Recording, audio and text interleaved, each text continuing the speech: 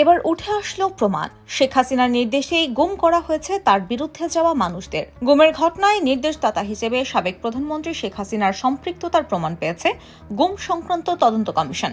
গুম সংক্রান্ত তদন্ত কমিশন শনিবার প্রধান উপদেষ্টা অধ্যাপক ডক্টর মোহাম্মদ ইউনূসের কাছে একটি অন্তর্বর্তী প্রতিবেদন জমা দিয়েছে। রাষ্ট্রীয় অতিথি ভবন যমুনায় গুম সংক্রান্ত তদন্ত কমিশন সদস্যরা প্রধান উপদেষ্টার কাছে এই প্রতিবেদন জমা দেন।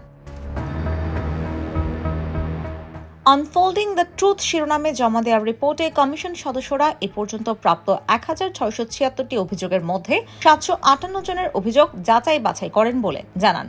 গুমের ঘটনায় নির্দেশদাতা হিসেবে সাবেক প্রধানমন্ত্রী শেখ হাসিনার সম্পৃক্ততার প্রমাণ পেয়েছে কমিশন। এছাড়া হাসিনা প্রশাসনের বেশ কয়েকজন ঊর্ধ্বতন কর্মকর্তারাও সম্পৃক্ততা পাওয়া গেছে, যাদের মধ্যে রয়েছেন হাসিনার প্রতিরক্ষা বিষয়ক উপদেষ্টা মেজর জেনারেল অব Tarek Ahmed Siddique, national telecommunication monitoring সেন্টারের সাবেক মহাপরিচালক মেজর জেনারেল জিয়াউল আহসান এবং পুলিশ কর্মকর্তা মোহাম্মদ মনিরুল ইসলাম ও মোহাম্মদ হারুনুর রশিদ। গুমের শিকার ব্যক্তিদের বিচারিক প্রক্রিয়া শুরু সহ র্যাব বিলুপ্তির সুপারিশ করেছে কমিশন।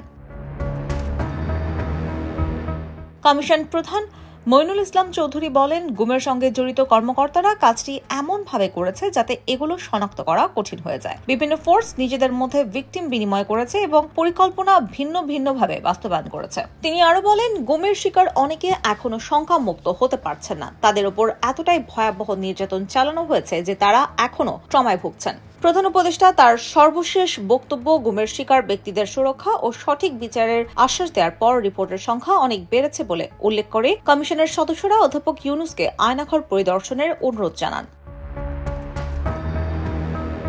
তারা বলেন, ডক্টর ইউনূস আয়নাঘর পরিদর্শন করলে ভিকটিমরা অভয় পেতে পারেন। প্রধান উপদেষ্টা তাদের এই অনুরোধে সম্মতি দিয়ে জানান, স্বল্প সময়ের মধ্যেই তিনি জয়েন্ট ইন্টারোগেশন সেল, যা আয়নাঘর নামে পরিচিতি পেয়েছে, সেগুলো দেখতে যাবেন। তিনি কমিশন সদস্যদের তাদের অন্তর্বর্তী প্রতিবেদনের জন্য ধন্যবাদ জানান এবং কাজটি এগিয়ে নেওয়ার ক্ষেত্রে প্রয়োজনীয় সব সহযোগিতার আশ্বাস দেন। কমিশনের প্রধান মইনুল ইসলাম চৌধুরী জানান, তারা ৩ মাস পর মার্চে আরও একটি ইন্টারিম রিপোর্ট দেবেন। কাজটি শেষ করে চূড়ান্ত প্রতিবেদন দিতে কমপক্ষে আরও ১ বছর সময় প্রয়োজন বলে জানান তিনি। কমিশনের সদস্য হাইকোর্ট বিভাগের অবসরপ্রাপ্ত বিচারপতি মোহাম্মদ ফরিদ আহমেদ শিবলি, মানবাধিকার কর্মী নূর খান, ব্র্যাক বিশ্ববিদ্যালয়ের শিক্ষক নাবিলা ইদ্রিস ও মানবাধিকার কর্মী সাজ্জাদ হোসেন এ সময় উপস্থিত ছিলেন।